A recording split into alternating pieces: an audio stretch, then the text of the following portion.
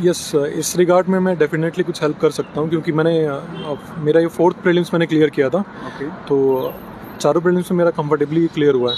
तो इसके regarding aspirants को यही हमेशा मैं एडवाइस देता हूँ, जिन्होंने भी पूछा है, कि you make your basics as strong as possible. जो बेसिक बुक्स है, economy, polity, geography, environment, history, वो आपको बार बार पढ़नी है। करंट अफेयर आप पढ़ रहे हो, एक मैगजीन पढ़ो, वही बार बार पढ़ो। आप टेस्ट सीरीज दो, टेस्ट सीरीज बहुत सारे दो। टेस्ट सीरीज के मार्क्स से कुछ लेना देना नहीं है। आप टेस्ट सीरीज से सीखो कि उसमें सोल्यूशन है, सोल्यूशन पढ़ो। अपने जो गैप्स इन प्रिपरेशन है वो आप टेस्ट सीरीज से फिल करो।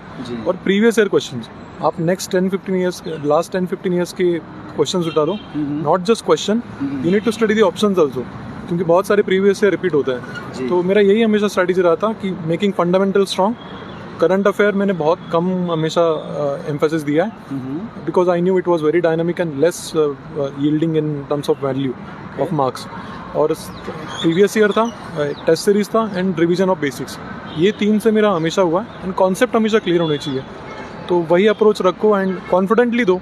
डर के जाओगे एग्जाम में तो आप जो पता है आपको वो भी आप नहीं कर पाओगे सही। मेरे साथ वही हुआ था सेकंड अटेम्प्ट में, क्योंकि टेस्ट सीरीज में मैं हमेशा स्कोर करता था 120, 130। ओके। लेकिन जब एग्ज़ाम की बात आई, मैं इतना नर्वस था कि मैं पहली रात में सो ही नहीं पाया एग्ज़ाम के। तो जब मैं उस पेपर में 100-110 स्कोर कर सकता, मैं उसमें 80 स्कोर किया मैंने इन माई सेकंड प्रीलिम्स इन 2019। तो उसके बाद मैंने ठान लिया कि I would never be nervous, I would trust my preparation and मुझे बिंदास अटेम्प्ट देना है। तो ये बिंदास एटीट्यूड ही मुझे हमेशा साथ दिया है एंड इसकी वजह से आई थिंक मेरे 4 प्रीलिम्स निकले हैं।